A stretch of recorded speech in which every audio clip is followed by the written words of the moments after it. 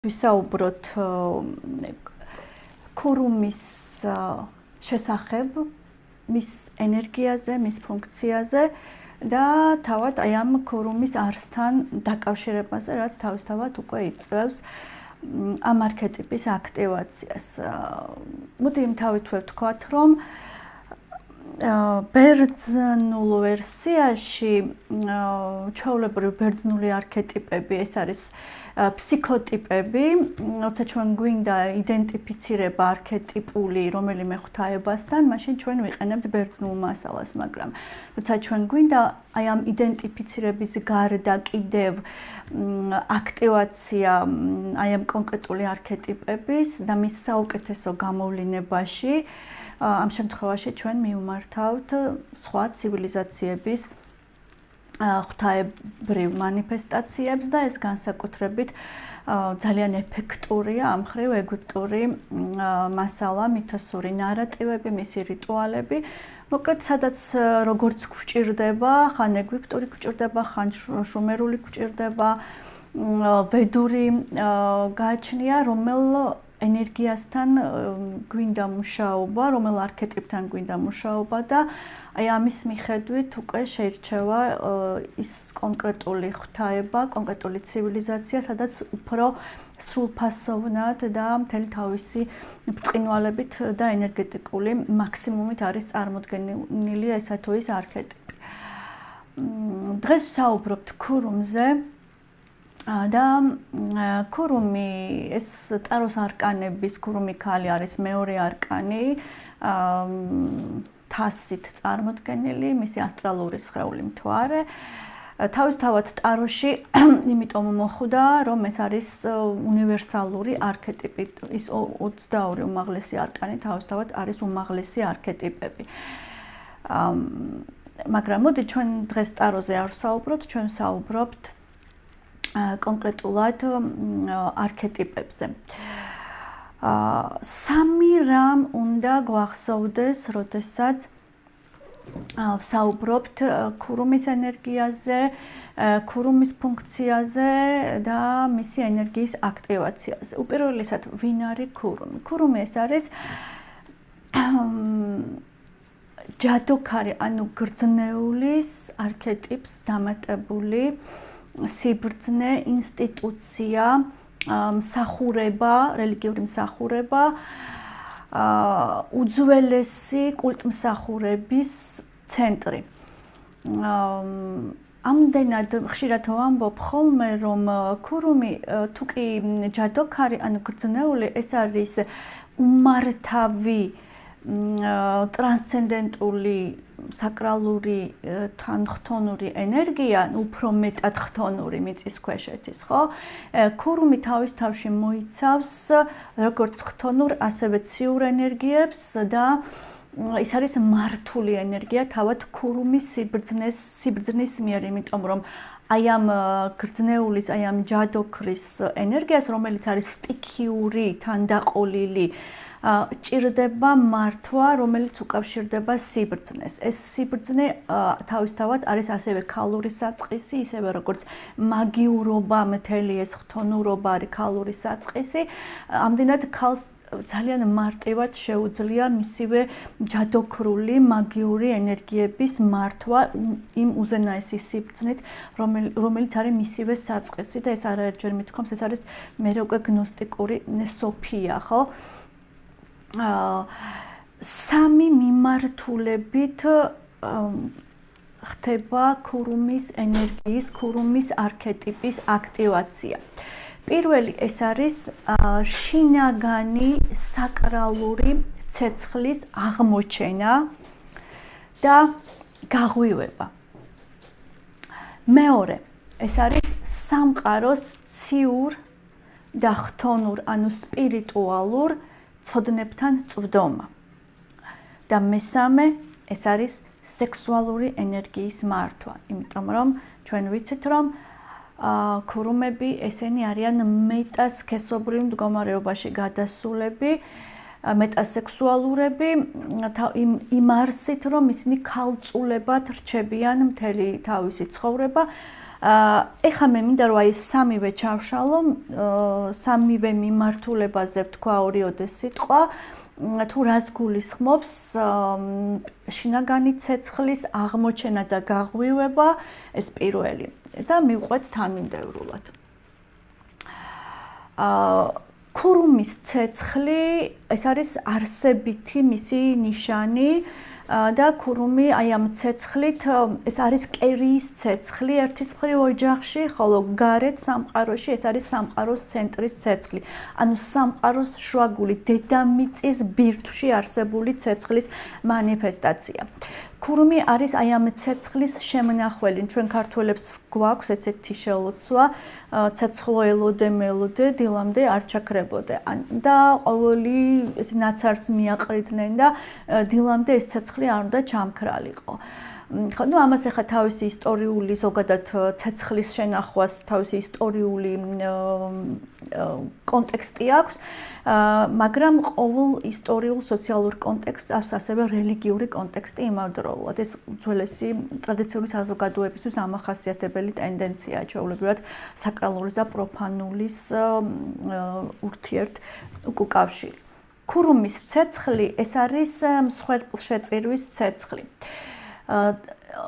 ირანული წმინდა წიგნი, ესეთი როგორც ვედები აქვთ ინდოეთში, ასეთი ირანული ავესტა გვეუბნება, რომ ყველაფერი შეიქმნა მსხვერპლშეწირვის გზით და ჩვენ მთელი რელიგიის ისტორია, მთელი მითოსური კოსმოგონიებიდან მოყოლებული, თუნდაც თანამედროვე ადამიანის ცხოვრებით დასრულებული, ვხედავთ, რომ ყველაფერი უკავშირდება მსხვერპლშეწირვის აქტს და ეს არის როგორც დიდი მსხვერპლშეწირვები, რომელიც ახლავს კოსმოგონიებს და სამყაროს შესაქმეებს, მეორეც მხრივ ეს არის მცირე მსხვერპლშეწირვები. და ნუ იქ ზურვანი ირანული კოსმოგონიების მთავარი პერსონაჟი 1000 წლეულების მანძილზე სწირავს მსხვერპლს, რომ შექმნას ორმოზდი, აქეთ პრაჯაპატი არის მსხვერპლშეწირვაში, რომ შეიქმნას წარმოიშვას მისი ვაჟი და ყველაფერი საერთოდ სამყაროში იქნება მსხვერპლი. ეს არის ზუსტად ის ცეცხლი, რომელსაც შემდგომ ქურუმი ინახავს. გარდა ამისა, მსხვერპლშეწირვის ცეცხლი, ანუ ქურუმის ცეცხლი, რომელიც ანთია კულტმსახურების ტაძრის ცენტრში, ქურუმის სასახლის ცენტრში. ეს არის ის ცეცხლი, რომლითაც საკრალურთან ხდება პროფანულის დაკავშირება. ადამიანის დაკავშირება ღვთაებასთან. ამბობენ ასევე ძველ რელიგიებში წამთ ასევე, რომ მსხვერპლშეწირვით იკვებებიან ღმერთები. არის ესეთი ვედური მითი, რომ პრაჯაპატი ქმნის პირველ მსხვერპლს და ეს არის ერბო, იმიტომ რომ მისი მემკვიდრე აგნი მას წაიტანა შესაჭმელად და რო არ შეეჭამა პრაჯაპატმა შექმნა მსხვერპლშეწირვის წმინდა ნივთიერება ერბო. ეს ცეცხლი, მსხვერპლშეწირვის ცეცხლი, როგორც მარადიული ცეცხლი, საბოლოოდ დაივანებს ტაძრებში, უძველესი ცეცხლთა ყვანისმცემლობის ტაძრებში და ნუ პირველ რიგში ეს არის ქურუმის ცეცხლი, რა თქმა უნდა. ის მარადიულად უნდა ენთოს და ყველა ცივილიზაციაში ეს ცეცხლი განასახიერებს სამყაროს ცენტრის ადგილს. თქვათ, ურბანულ ცივილიზაციებში, ისეთი როგორც არის რომაული, ეს არის თავად სახელმწიფო სიმბოლო და აქ ვესტა არის ქალღმერთი, პოლისის, ანუ რომის ქალღმერთი, რომულუსის და რემუსის მშობელი ქალღმერთი, ვესტა სილვია, სადაც არის მიბარებული, ხო, აი ამ ტაძარში, ვესტას ტაძარში. დელფოსში ანთია ეს მარადიული ცეცხლი, ორაკულების, იქაური, ბერძნული ქურუმების, აწინასწარმეტყველების ტაძარში, აპოლონის საკულტო ცენტრში. აგნი თავისი მარადიული ცეცხლით, ეხა ვედურ სამყაროში სხვებისაგან განსხვავებით, აი დიდი ქურუმი არის ანდროგინიური აგნი, მაგრამ მაინც დომინანტურად მამრობითი ღვთაება. მაგრამ ის იმავდროულად მისი კავშირი მდედრულ ქურუმულ საწყისთან არის მისი ჩასვლა ოკეანის წყლებში. აი რამოდან პარადოქსულადაც არ უნდა ჩანდეს, ცეცხლის ღვთაება, დიდი ქურუმი, აგნი იბადება წყლის სიღრმეში, ოკეანის სიღრმეში და იქიდან ამოდის და აი ტაროს კარტის ქურუმიც ნიშანიც არის წყლის თასი, ხო? და აქაც ჩვენ წყლის საწყისის ქურუმთან გვაქვს საქმე, როცა ტაროს არკანის არქეტიპზე ვსაუბრობთ. და აი ამ ხრივ აი ეს ვედური აგნი და ქურუმი მეორე არკანის ენერგია, ქურუმი ქალი ძალიან გავს ერთმანეთს. ну ეს გამწმენდი ცეცხლიც წყალიც არის ცეცხლის წყლით გამწმენდი ენერგია.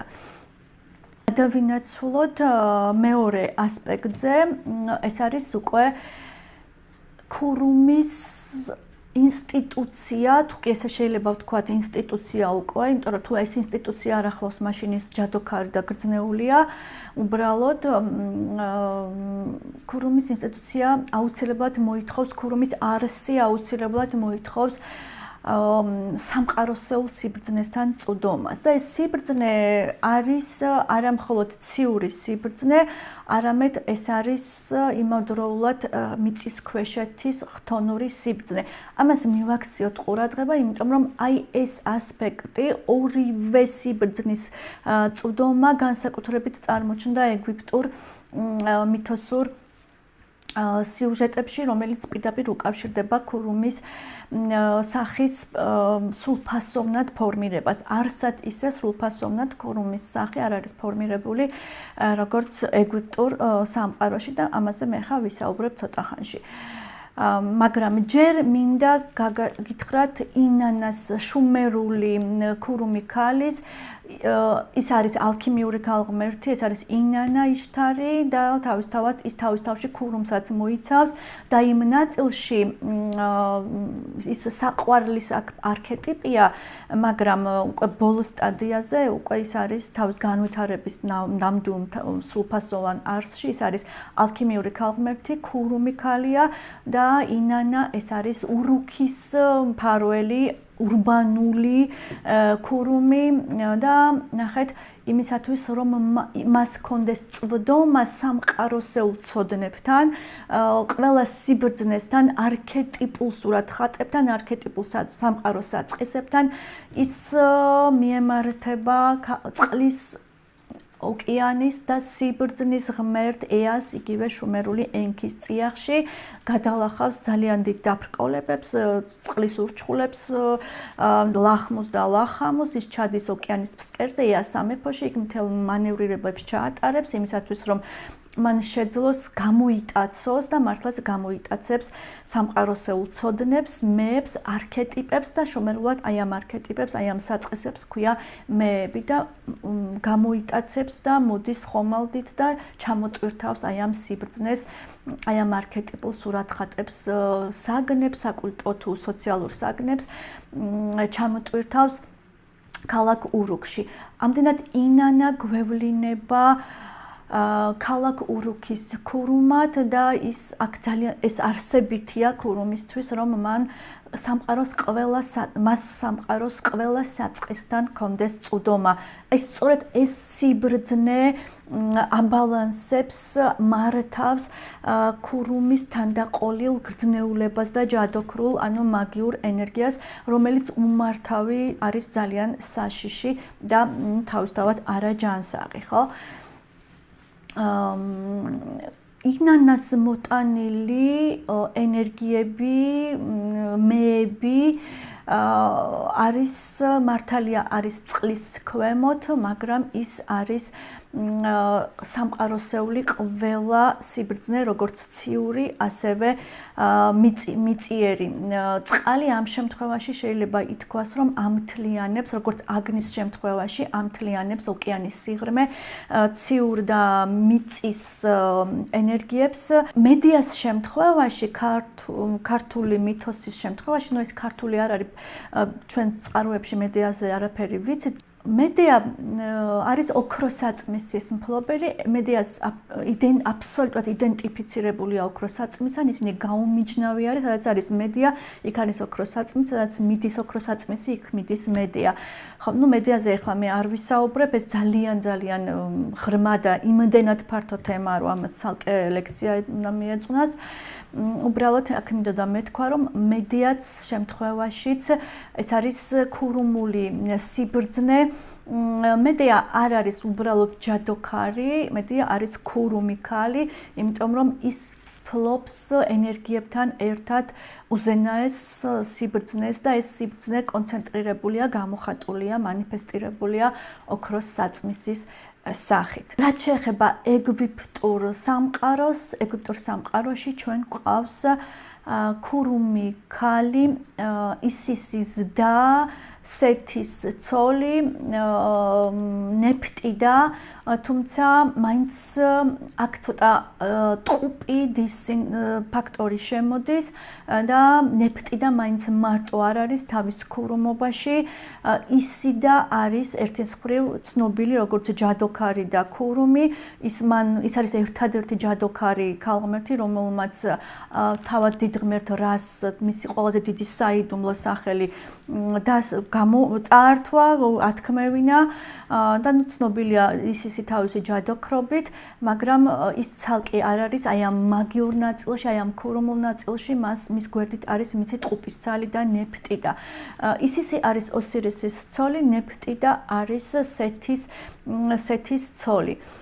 და მათაც მოაქვთ სამყაროში, მათაც აქვთ წვდომა სამყაროსეულ უზენაეს ცოდნებთან, მაგრამ აქ გამიჯნულია თუ კი ისის სამყაროში მოაქვს, სამყაროსთვის მოჰყავს თავისი ნაყოფი, ეს არის შვილი ჰორუსი, რომელიც განასახიერებს ცნობიერების თვალს, მესამე თვალს, უმაღლეს ცნობიერებას.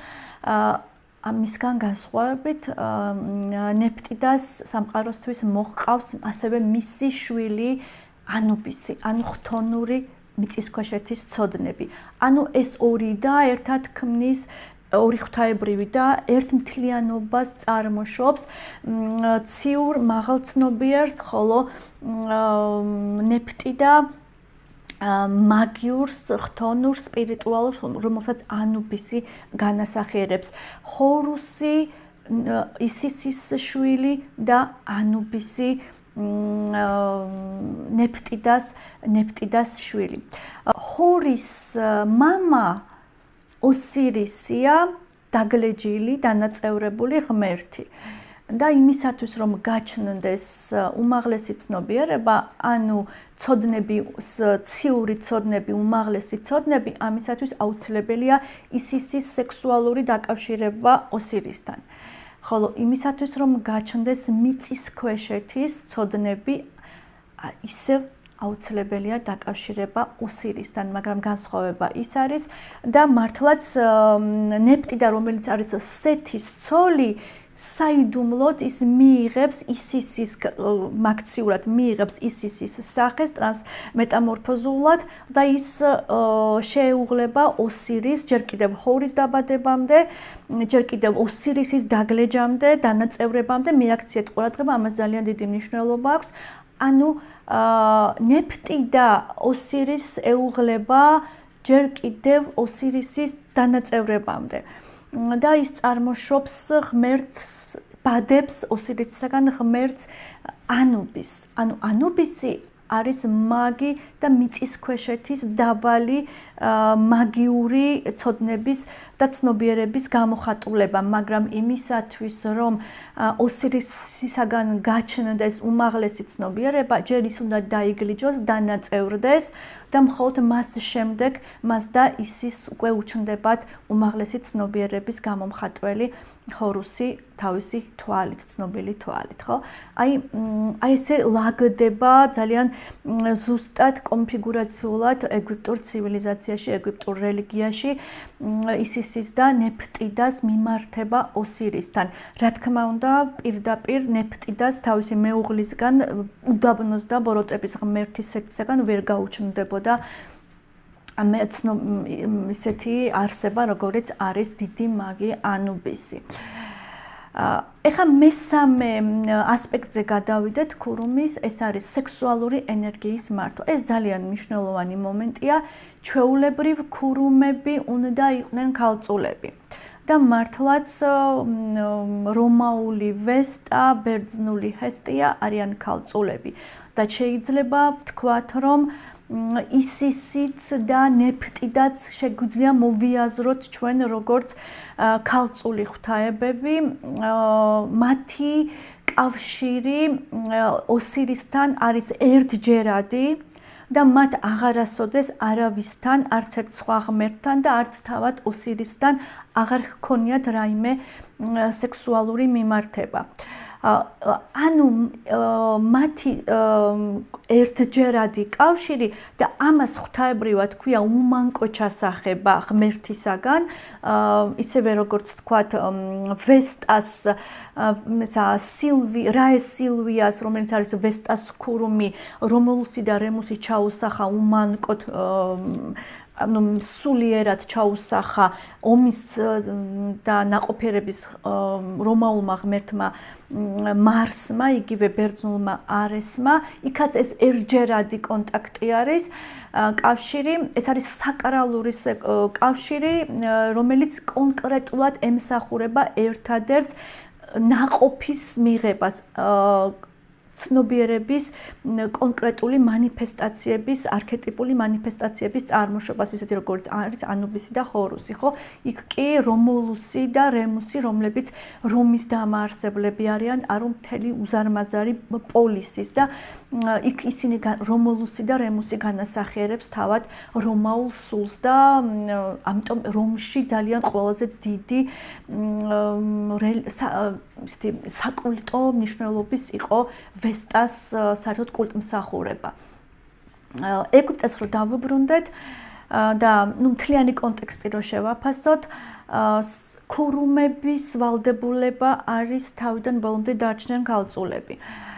და ეს ენერგია, მაგრამ სად მიდის ეს სექსუალური ენერგია, ხო? რა თქმა უნდა, ეს სექსუალური ენერგია ქურუმის სიბრძნით, ის იმ სიბრძნეებით, რომელიც მან უკვე ამოიტანა წყლის სიღრმიდან და მიიღო მან ესა როგორც სამყაროს სხვადასხვა შრეებიდან, სწორედ აი ამ ძალით, უმაღლესი ცნობიერების ძალით, ქურუმული ძალით, თუნდაც ჯადოქრული მაგიური ძალით, უკვე არის მართული სექსუალური ენერგია, მაგრამ ის არსად არ ქრება, რა თქმა უნდა, არამედ დაბალი ცნობიერებიდან, დაბალი ენერგეტიკული ცენტრიდან ეს ენერგია, სექსუალური ენერგია, ქურუმის სექსუალური ენერგია ატყორცნილია უმაღლეს ცნობიერებაში და ნუ აქ არ შეიძლება რო არ გაგვახსენდეს ოშოს ნაშრომი სექსიდან სუპერ ცნობიერებამდე, ხო? და ნუ ჩემი რეკომენდაცია ძალიან დიდი ამ წიგნს.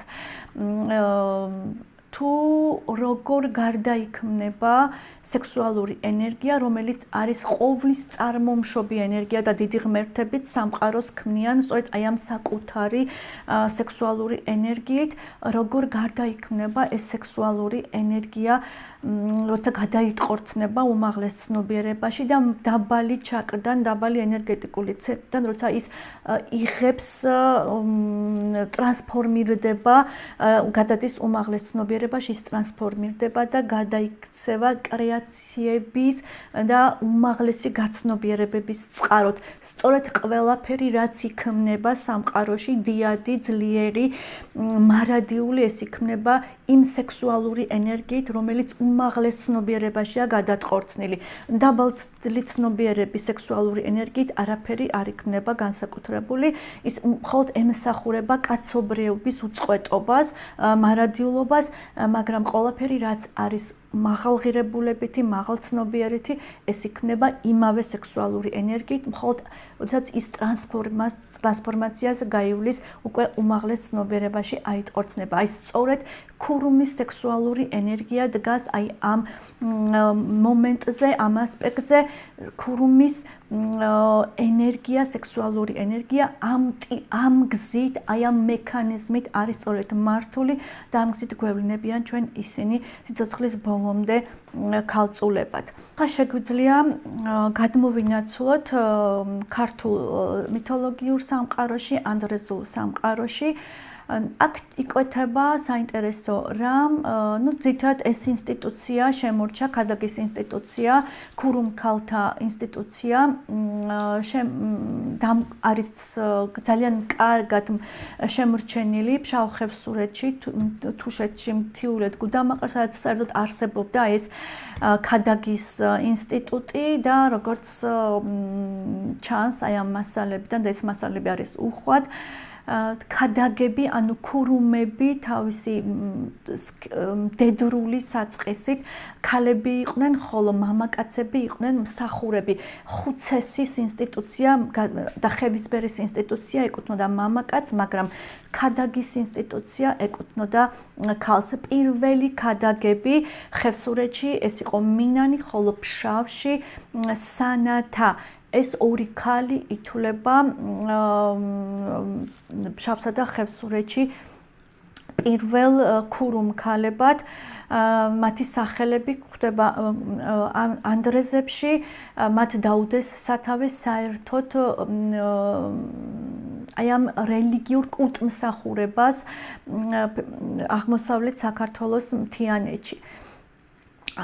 ეს არის პრინციპში ისტორიული დრო, მათი სახელები შემოგვინახა ანდრეზებმა, თუმცა ჩვენს წელთაღრიცხვამდე 2000 წლით ადრე უკვე რა თქმა უნდა, ანუ დაახლოებით მედეას პერიოდში უკვე არსებობდა საქართველოში ქურუმქალთა ინსტიტუტი, მათი რიტუალები, კულტმსახურება.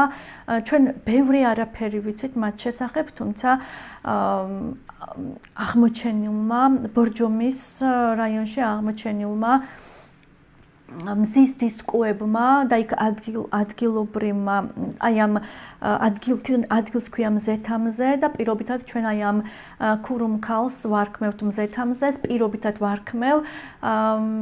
მით უმეტეს აი აქეთკენ მიბიძგებს ის მომენტი, რომ ჩვენს ქართულ დიდ ტრიადაში, ანდრეზულ დიდ ტრიადაში ყავს სწორედ მზექალი, მორიგე ღმერთი, მზექალი და კვირია.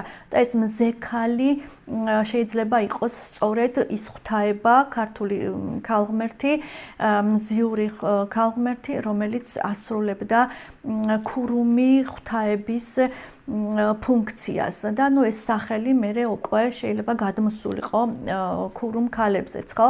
მით უმეტეს რომ აი ამ დისკოს მე გაჩვენებთ დისკოს პირდაპირ ეს არის ლაბირინთში მოქცეული მზე. ნუ თავისთავად ეს ლაბირინთი ეს არის კოსმოსის, ანუ იგივე მანდალას გამოსახულება, რომ მიხვიდეს სამყაროს ცენტრამდე, უნდა გაიარო ეს სამყაროს მთელი კოსმიური განლაგება, სისტემური განლაგება, რომლის გულშიც არის აი ეს მზის დისკო, რომელიც თავის დაბოლოებებით ძალიან გავს ბორჯღალს, ანუ ეს არის ციკლურობაში, წრიულობაში მოქცეული, ბრუნვაში მოქცეული მზე, ანუ აქ საუბარია ზუსტად მანდალაზე, რომელიც და ლაბირინთის ცენტრზე, რომელიც ზუსტად ყველა ლაბირინთის შემთხვევაში ერთ და იმავე სემანტიკას ერთი სემანტიკა არის ერთი და იგივე და ეს არის სამყაროს ცენტრი, სამყაროს სქემა და მისი ცენტრი, რომელიც წრებრუნვას განასახიერებს. ამ შემთხვევაში ქურუმი ქალები, რომლებიც დაახლოებით 20-მდე სამაროვნში არის ნაპოვნი სამარხში, ქალის სამარხში, აი ეს მზის დისკო და სავარაუდოდ ეს იყო ქართველი ქურუმი ქალების სამარხები.